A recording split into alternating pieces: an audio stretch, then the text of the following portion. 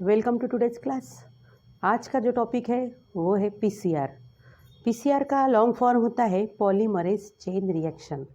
Polymerase chain reaction ये एक ऐसा टेक्निक है कि इस टेक्निक के द्वारा डीएनए की मल्टीपल कॉपीज़ बना सकते हैं, या फिर जो भी जीन है, डिज़ायर्ड जीन है, उस जीन की मल्टीपल कॉपीज़ बना सकते हैं इस टेक्निक के द्वारा।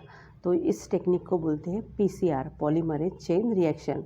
और ये जो पॉलीमरेज चेन रिएक्शन, ये जो टेक्निक है, ये बायोटेक्नोलॉजी में यूज़ होता है। तो ये एकदम रिसेंट कंसेप्ट है, तो इसी के बारे में हम आज स्टडी करेंगे पीसीआर। तो सबसे पहले जो डीएनए की मल्टीपल कॉपीज़ बनाना है, डीएनए की मल्टीपल कॉपीज़ बनाने के लिए पीसीआर टेक्निक में जो डिवाइस यूज़ होता है, that device is called as thermal cycler. That device is called as thermal cycler. So the device required for PCR is called thermal cycler. हो गया ये पहला point. The device used for PCR is called thermal cycler, या फिर device required for PCR is called thermal cycler. जो device use होता है PCR technique में डीएनए के या फिर जीन्स की मल्टीपल कॉपीज़ बनाने के लिए, उस डिवाइस का नाम है थर्मल साइक्लर। उसके बाद डेफिनेशन देखेंगे पीसीआर की। पीसीआर की डेफिनेशन है polymerase chain reaction is in vitro amplification of a desired DNA segment. PCR is in vitro amplification of a desired DNA segment. Desired DNA segment मतलब कोई एक gene है जो हमारे पास है और उस जीन की हमें मल्टीपल कॉपीज़ बनानी है। इस जीन की मल्टीपल कॉपीज़ क्यों बनानी है? क्योंकि वो जीन हमारे पास इनसफिशिएंट है, कम है, तो उसकी मल्टीपल कॉपीज़ हमें बनानी है। अब वो मल्टीपल कॉपीज़ किस पर्पस के लिए हमें चाहिए? जैसे डीएनए फिंगरप्रिंटिंग के लिए चाहिए, या फिर कुछ रिसर्च के लिए चाहिए, या फिर रिकॉम्बिनेंट डीएनए टेक्नोलॉजीज़ के लिए चाहिए। तो वो दूसरा पार्ट है कि उसके यूजेस क्या है। लेकिन ये अगर किसी भी जीन की या फिर डीएनए का जो डिजायर्ड सेगमेंट है, उसकी मल्टीपल कॉपीज़ जिस टेक्निक के द्वारा बनती है, that technique is called as PCR, means polymerase chain reaction. देखिए, कोई भी लिविंग सेल जो है, लिविंग सेल, इस लिविंग सेल के अंदर न्यूक्लियस होता है, और इस सेल में जो डीएनए होता है, जैसे इस सेल में ये डीएनए है, तो नेचुरली ये एक डीएनए से दो डीएनए मॉलिक्यूल्स बनते हैं। तो ये एक डीएनए और इससे दो डीएनए मॉलिक्यूल बन गए, मतलब ये एक डीएनए मॉलिक्यूल है तो इससे दो डीएनए मॉलिक्यूल्स बन गए। तो ये सेल के अंदर हुआ, इसे बोलेंगे हम रेप्लिकेशन ऑफ डीएनए। एक डीएनए मॉलिक्यूल है, इस एक डीएनए मॉलिक्यूल से दो डीएनए मॉलिक्यूल बने, तो this is replication of DNA. So ये जो replication of DNA which takes place inside the cell, that is called as in vivo. अगर कोई भी प्रोसेस सेल के अंदर होती है, लिविंग ऑर्गेनिज्म के अंदर होती है, that is called as in vivo. लेकिन ये जो टेक्निक है, इसमें सेल के बाहर एक मशीन के द्वारा, एक खास टेक्निक के द्वारा जीन की मल्टीपल कॉपीज़ बनाई जा रही है, डीएनए की मल्टीपल कॉपीज़ बनाई जा रही है। तो सेल के बाहर है, लिविंग ऑर्गेनिज्म के बाहर है, तो that is called as in vitro. In vitro means outside the body. In vitro means outside the body. So PCR is in vitro amplification of desired DNA segment. In vitro amplification of a desired DNA segment. This is the definition of PCR. In vitro amplification of a desired DNA segment. मतलब जो भी desired DNA segment है, जो भी gene है हमारे पास, जिसकी multiple copies हम बनाना चाहते हैं, उसकी मल्टीपल कॉपीज़ बॉडी के बाहर, मतलब लेबोरेटरी में बनाने की जो प्रोसेस है, that is called as PCR, polymerase chain reaction. Amplification का मीनिंग वही हो गया, एक जीन हमारे पास है, उसकी हम मल्टीपल कॉपीज़ बनाएंगे, that is called as amplification. सबसे पहला पॉइंट आ गया कि what are the requirements of PCR.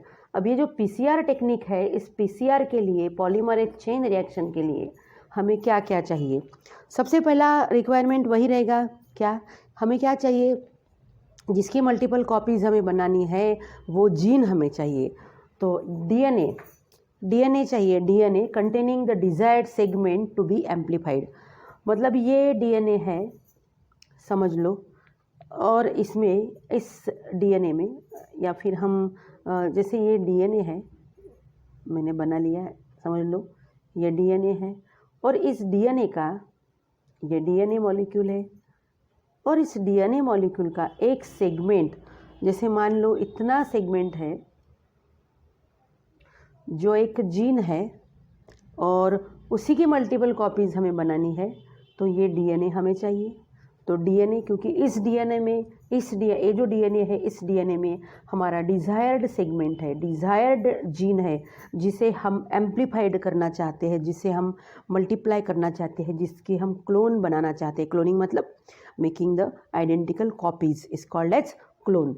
तो सबसे पहला रिक्वायरमेंट यही हो गया, DNA containing desired segment, DNA containing desired segment to be amplified। मतलब ये डीएनए है, इसमें का ये डिजायर्ड सेगमेंट है, इसको हम एम्प्लीफाइड करना चाहते हैं, हम इसका क्लोन करना चाहते हैं, हम इसी की मल्टीपल कॉपीज़ बनाना चाहते हैं, तो ये डीएनए लगेगा। फिर नेक्स्ट जो सेकंड जो रिक्वायरमेंट है वो है several molecules of four deoxyribo nucleoside triphosphate, that is DNTPS। जो 4 प्रकार के न्यूक्लियोसाइड्स है, न्यूक्लियोसाइड्स 4 प्रकार के, मतलब 4 प्रकार के डीएनए में बेस होते हैं, nitrogen bases, that is adenine, guanine, cytosine and thymine. तो ये 4 प्रकार के नाइट्रोजनस बेसेस होते हैं डीएनए में। तो ये 4 प्रकार के नाइट्रोजनस बेसेस हैं, तो डीएनए में 4 प्रकार के न्यूक्लियोटाइड्स बनेंगे, 4 प्रकार के न्यूक्लियोसाइड्स बनेंगे। तो हमें वो 4 प्रकार के न्यूक्लियोसाइड्स चाहिए, क्योंकि न्यूक्लियोसाइड्स चाहिए जिसको हर एक न्यूक्लियोसाइड को ट्राइफॉस्फेट मतलब 3 फॉस्फेट है, तो इसे बोलेंगे हम ट्राइफॉस्फेट। तो हमें ये तो 4 प्रकार के न्यूक्लियोसाइड्स होंगे, adenine nucleoside, guanine nucleoside, cytosine nucleoside, thymine nucleoside. तो ये 4 प्रकार के हो गए, लेकिन 4 प्रकार के न्यूक्लियोसाइड्स, लेकिन संख्या में बहुत, ये बहुत सारे, ये भी बहुत सारे, ये भी बहुत सारे, और टी वाले भी बहुत सारे। तो ये several molecules of four deoxyribo nucleosides triphosphate, that is DNTPS। यही जो न्यूक्लियोसाइड्स मिलके ही नया डीएनए मॉलिक्यूल बनाएंगे, नया स्ट्रैंड बनाएंगे। तो इसलिए चाहिए अब हमें 4 टाइप्स ऑफ न्यूक्लियोसाइड्स ट्राइफॉस्फेट, लेकिन सेवरल मॉलिक्यूल्स। फिर हमें लगेंगे 2 मॉलिक्यूल्स ऑफ आरएनए प्राइमर। जो आरएनए प्राइमर है, 2 प्रकार के आरएनए प्राइमर है, लेकिन वो 2 प्रकार के आरएनए प्राइमर है, लेकिन 2 ही नहीं चाहिए, एक्सेस मतलब there are 2 types of RNA primer. जैसे ये 2 डीएनए मॉलिक्यूल, ये एक डीएनए मॉलिक्यूल है, तो फिर ये एक डीएनए मॉलिक्यूल जो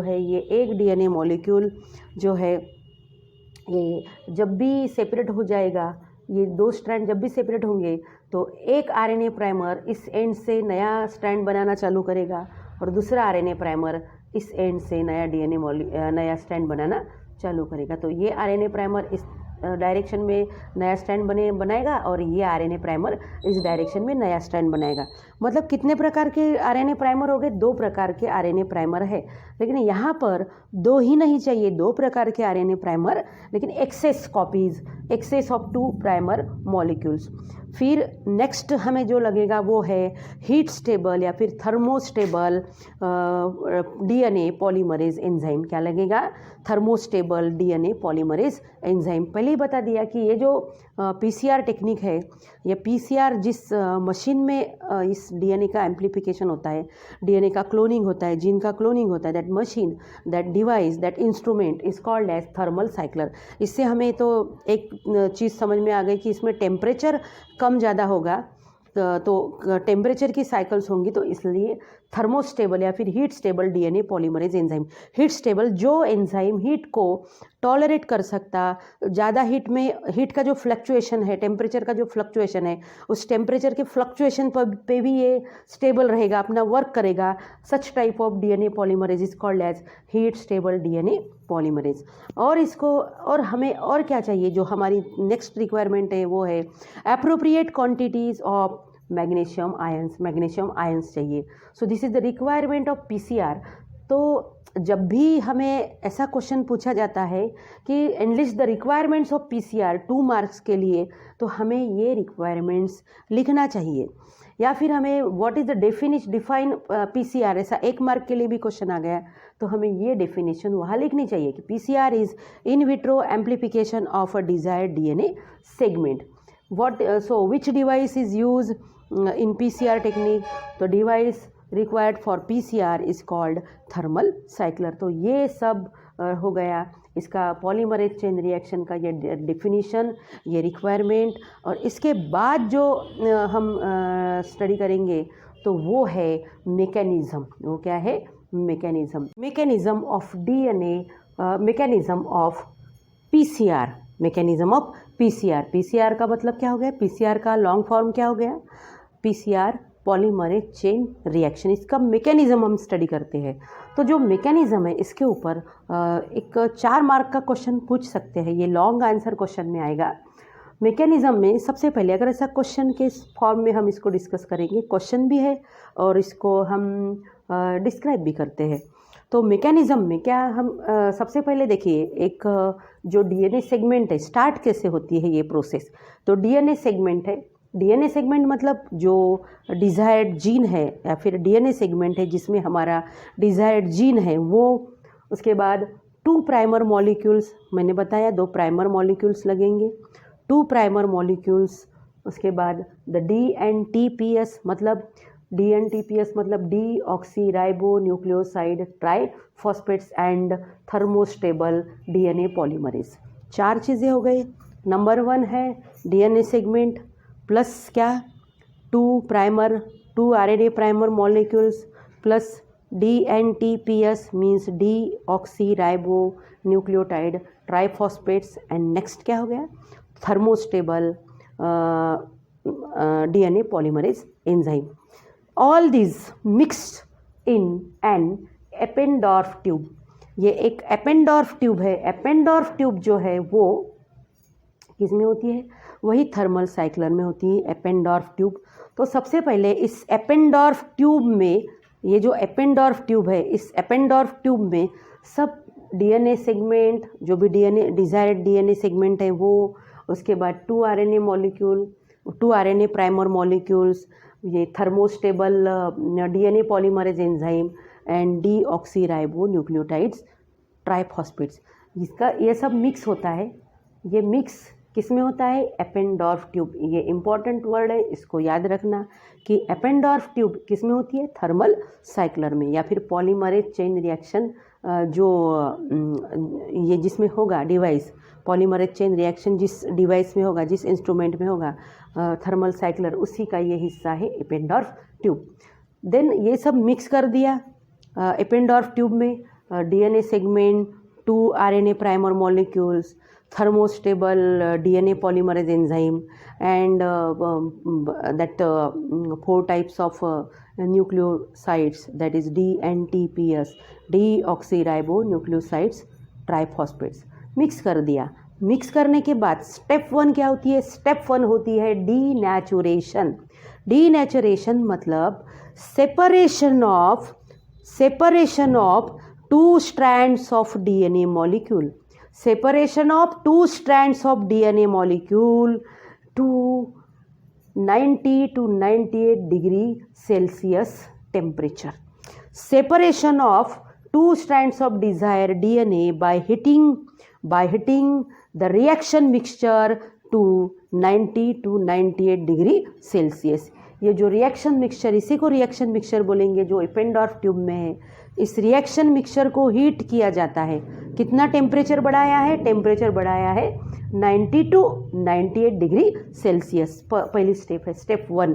स्टेप 1 को हम कहेंगे डीनेचरेशन। डीनेचरेशन में क्या हुआ? Separation of 2 strands of desired DNA. Separation of 2 strands of desired DNA by heating the reaction mixture to 90 to 98 degree Celsius.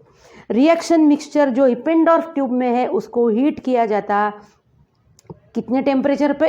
90 to 98 degree Celsius. इतने टेम्परेचर पे इसको हीट किया जाता, और ये इतने टेम्परेचर पे अगर इसको हीट करेंगे तो इसमें, इस मिक्सचर में जो डीएनए सेगमेंट है, जो डीएनए मॉलिक्यूल है या फिर डीएनए का सेगमेंट है, उस डीएनए के सेगमेंट में जो 2 स्ट्रैंड्स है, 2 strands separated from each other, दोनों भी स्ट्रैंड्स है, 2 स्ट्रैंड्स क्या होगा? 2 स्ट्रैंड का सेपरेशन होगा। Then there will be separation of 2 strand, separation of 2 strand. So एक बार फिर देख लेते हैं। स्टेप 1 है डीनेचरेशन। डीनेचरेशन मतलब separation of 2 strands of desired DNA by heating the mixture to 90 to 98 degree Celsius. Next जो स्टेप है वो है एनेलिंग। तो फर्स्ट स्टेप जो है, फर्स्ट स्टेप यहाँ हम डायग्राम में देख लेते हैं। डायग्राम में देखो, ये है एक copy, 1 copy of desired gene, 1 copy of desired gene. हमारे पास एक जीन की कॉपी है, इस जीन की कॉपी है, इसको हमें मल्टीप्लाई करना है। तो पहली जो स्टेप है, पहली स्टेप क्या है यहाँ पर? डीनेचरेशन। पहली स्टेप क्या है? डीनेचरेशन। डीनेचरेशन में टेम्परेचर कितना है? 90 टू 98 डिग्री सेल्सियस, इतना टेम्परेचर। इस टेम्परेचर पे ये मिक्सचर को हीट किया जाता है, और फिर मिक्सचर को हीट करने के बाद यहाँ क्या दिख रहा है? देखो, ये 2 स्ट्रैंड है, 2 स्ट्रैंड्स। ये 2 स्ट्रैंड्स जो है कैसे कनेक्ट रहते? 2 स्ट्रैंड्स, तो इनमें जो नाइट्रोजन बेसेस रहते, इसमें हाइड्रोजन बॉन्ड्स रहते। तो यहाँ पर डीनेचरेशन में क्या हुआ? मिक्सचर में, मिक्सचर को हीट करने के बाद क्या होगा? ये जो हाइड्रोजन बॉन्ड्स थे दोनों स्ट्रैंड्स में, दोनों स्ट्रैंड्स में जो हाइड्रोजन बॉन्ड्स थे, वो हाइड्रोजन बॉन्ड्स ब्रेक हो गए, and 2 strands of DNA molecules are separated from each other. 2 strands of DNA molecule is separated from each other. ये स्ट्रैंड और ये स्ट्रैंड, दोनों भी जो स्ट्रैंड्स है वो सेपरेट हो गए। यहाँ पर गैप दिख रही हमें, यहाँ पर गैप नहीं दिख रही, मतलब यहाँ पर दोनों भी स्ट्रैंड्स क्या है? ये दोनों भी स्ट्रैंड सेपरेट नहीं है, लेकिन यहाँ पर मिक्सचर को हीट करने से दोनों भी स्ट्रैंड्स डीएनए के सेपरेट हो गए, and this process is called as denaturation. This process is called as denaturation, और इसका टेम्परेचर कितना है? 90 to 98 degree Celsius. Next step है एनेलिंग। एनेलिंग में क्या होता है? Cooling the mixture to 40 to 60 degree Celsius. ये जो मिक्सचर है इसको कूल किया जाता। कितना टेम्परेचर बढ़ाया था? पहले स्टेप में कितना था टेम्परेचर? 90 to 98 degree Celsius. फिर एनेलिंग में क्या हुआ? एनेलिंग में मिक्सचर को कूल किया गया, ठंडा किया गया। उसका कितना टेम्परेचर डिक्रीज किया गया? 40 टू 60 डिग्री सेल्सियस, इतना टेम्परेचर उसका लाया गया। इतने टेम्परेचर में क्या हुआ? Cooling the mixture to 40 to 60 degree Celsius to allow pairing of the primer to the complementary sequences in DNA. देखिए नेक्स्ट स्टेप जो है वो इस डायग्राम में देखिए। नेक्स्ट स्टेप, ये पहली स्टेप यहाँ पर ख़त्म हो गई, यहाँ से सेकंड स्टेप चालू हो गई, स्टार्ट हो गई सेकंड स्टेप। ये सेकंड स्टेप है annealing of primer. Annealing of primer कितना टेम्परेचर है? 40 टू 60 डिग्री सेल्सियस। यहाँ पर क्या हो गया? यहाँ पर ये जो आरएनए प्राइमर है, जो ब्लू कलर से दिखाया गया, वो है आरएनए प्राइमर। दो आरएनए प्राइमर यहाँ पर, एक आरएनए प्राइमर ये स्ट्रैंड्स को इस स्ट्रैंड्स के साथ पेयरिंग फॉर्म की है, और ये जो आरएनए प्राइमर है इसने इस स्ट्रैंड के इस एंड को ये अटैच हुआ है, और ये आरएनए प्राइमर इस स्ट्रैंड्स के ये एंड को अटैच हुआ। मतलब ये जो आरएनए प्राइमर है ये इस तरह से न्यू स्ट्रैंड सिंथेसिस करेगा, और ये जो आरएनए प्राइमर है ये इस डायरेक्शन में न्यू स्ट्रैंड सिंथेसिस करेगा। तो ये जो पेयरिंग हो गया, किसका पेयरिंग हो गया? आरएनए प्राइमर मॉलिक्यूल का पेयरिंग हो गया। लेकिन यहाँ पर पेयरिंग कैसा हो गया?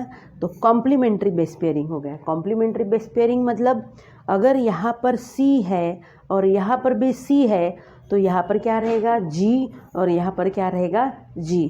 समझ लो यहाँ पर ए है एडेनाइन और यहाँ पर एडेनाइन है, तो यहाँ पर क्या रहेगा थायमिन और यहाँ पर क्या रहेगा थायमिन। ये सब डीएनए मॉलिक्यूल में आप लोगों ने पढ़ा है कि डीएनए मॉलिक्यूल में base pairing complementary base pairing कैसी होती है। तो ये है annealing of primer, annealing of primer और टेम्परेचर कितना है 40 to 60 डिग्री सेल्सियस। फिर एक बार देखेंगे एनेलिंग, फिर से देखेंगे एक बार एनेलिंग। एनेलिंग मतलब cooling the mixture to 40 to 60 degree Celsius to allow pairing of primer to the complementary sequences in DNA. Cooling the mixture to 40 to 60 degree Celsius to allow pairing of the primer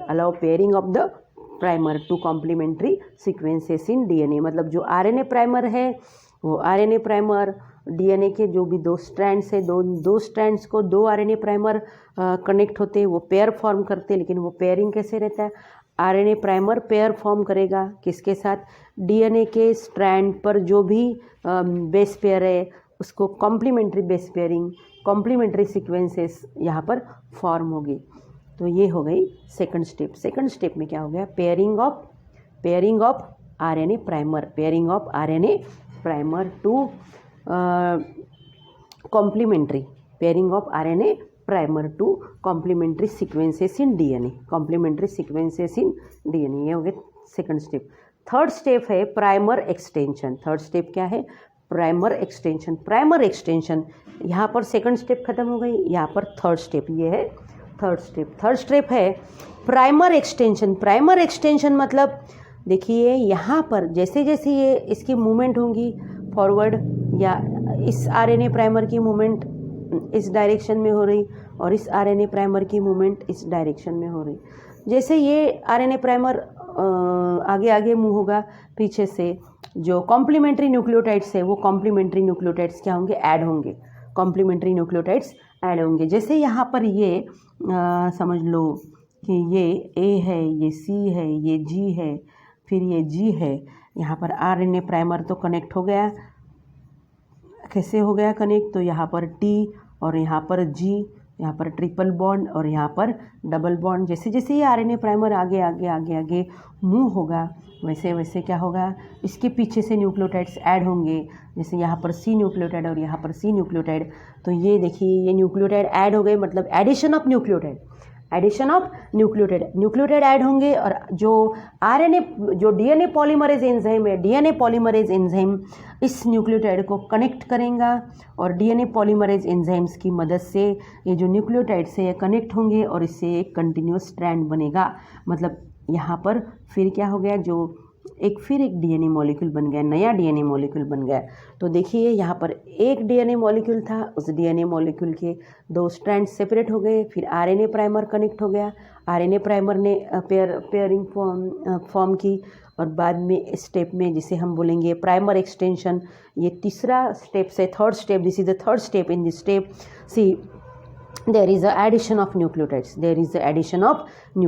addition हो गई nucleotide की, यहाँ पर भी nucleotide की addition हो गई और यहाँ पर 2 डीएनए मॉलिक्यूल्स, यहाँ पर क्या हो गया, एक डीएनए मॉलिक्यूल से 2 copies of DNA molecules, there is 2 copies of DNA molecules. ये 1 copy of DNA molecule, 1 copy of desired gene, this is a 1 copy of desired gene and these are 2 copies of desired genes. तो next है third step, इसको primer extension में क्या हुआ, addition of nucleotides add होंगे, addition of nucleotides to a single stranded DNA template, by the thermostable enzyme that polymerase enzyme at 70 to 75 degrees Celsius, and it takes around 2 minutes duration. Addition of nucleotides to single stranded DNA templates by thermostable enzyme that polymerase enzyme at 70 to 75 degrees Celsius, and it takes around 2 minutes duration. जो ये दो strands जो separate हो गए, ये जो दो strands है, ये दो से स्ट्रैंड सेपरेट होने के बाद इस स्ट्रैंड के ऊपर एक नया स्ट्रैंड बनेगा और इस स्ट्रैंड के ऊपर एक नया स्ट्रैंड बनेगा। मतलब जो भी हमें दो डीएनए मॉलिक्यूल्स यहाँ पर दिख रहे, ये दो न्यू डीएनए मॉलिक्यूल्स है, लेकिन इसमें ये जो स्ट्रैंड है ये स्ट्रैंड ओल्ड है और ये स्ट्रैंड न्यू है। इस डीएनए मॉलिक्यूल में भी क्या है, ये स्ट्रैंड ओल्ड है और ये स्ट्रैंड न्यू है। तो जो ओल्ड स्ट्रैंड था उसी ओल्ड स्ट्रैंड पर ये न्यू स्ट्रैंड बना है और इसी ओल्ड स्ट्रैंड पर ये न्यू स्ट्रैंड बना है। तो जो ओल्ड स्ट्रैंड है, old strand is called as template. Old strand is called as template on which new strand of DNA synthesize. जो भी ओल्ड स्ट्रैंड है जिसके ऊपर न्यू स्ट्रैंड सिंथेसाइज हो गया, उस ओल्ड स्ट्रैंड को क्या बोलते हैं, टेम्पलेट बोलते हैं। That is called as a template. So third step, addition of nucleotides to the single stranded DNA templates by the thermostable DNA polymerase enzyme। और स्टेप 2 कंप्लीट होने के लिए 2 मिनट्स लगते हैं। कितने मिनट्स लगते हैं स्टेप्स 2 कंप्लीट होने के लिए? 2 minutes are required to complete step 3। Step 3 complete होने के लिए कितना टाइम लगता है, ड्यूरेशन कितना है? तो ड्यूरेशन है उसका 2 मिनट्स। तो यहाँ पर 2 copies of desired gene, that is renaturation. DNA के ये जो ये जो जीन है इसमें जो 2 स्ट्रैंड से सेपरेट हो गए, that is called as denaturation. फिर ये टेम्पलेट मतलब ओल्ड स्ट्रैंड, इसके ऊपर नया स्ट्रैंड बन गया, ये भी टेम्पलेट, इसके ऊपर नया स्ट्रैंड बन गया, that is called as renaturation. मतलब 2 स्ट्रैंड सेपरेट होना, डीनेचुरेशन, फिर से कनेक्ट होना, दैट इज रीनेचुरेशन। तो रीनेचुरेशन हो गया 2 कॉपीज ऑफ डिजायर्ड जीन। हमें 2 कॉपीज़ मिल गई, एक कॉपी थी, एक कॉपी से कितनी कॉपीज़ मिल गई डिजायर्ड जीन की? 2 कॉपीज़ मिल गई। तो ये एक साइकिल कंप्लीट हो गई। ये यहाँ से ये एक साइकिल कंप्लीट हो गई। एक साइकिल कंप्लीट होने के लिए टाइम लगता है 3 to 4 मिनट्स। कितना टाइम लगता है एक साइकिल कंप्लीट होने के लिए?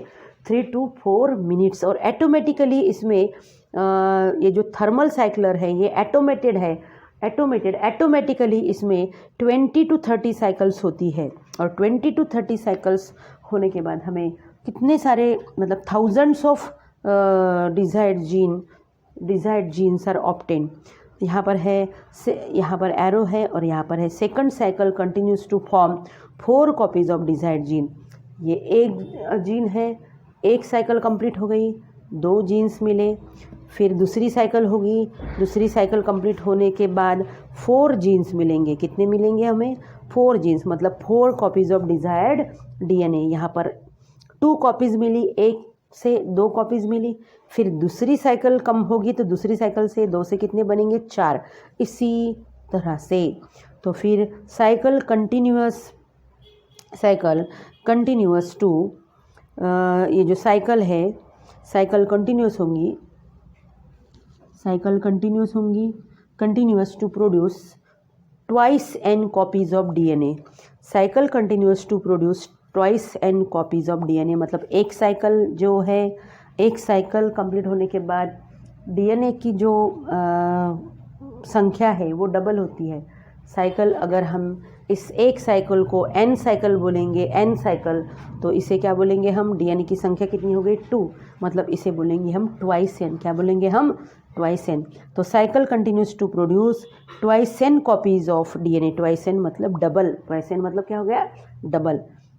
यहाँ पर देखो ड्यूरेशन ऑफ 1 साइकिल, एक साइकिल का ड्यूरेशन कितना होता है?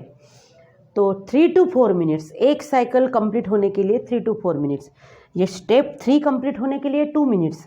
लेकिन यहाँ से लेके यहाँ तक पूरी एक साइकिल कंप्लीट होने के लिए कितना ड्यूरेशन लगता है? 3 to 4 मिनट्स। और ये जो ऑटोमेटेड थर्मल साइक्लर है इसमें 3 steps are automatically repeated 20 to 30 times. कितनी बार कितनी साइकिल्स रिपीट होती?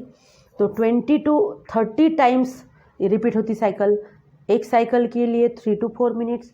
तो ऐसे कितने साइकिल्स ऑटोमेटिकली रिपीट होते हैं? 20 to 30 टाइम्स ऐसे रिपीट होंगे साइकिल।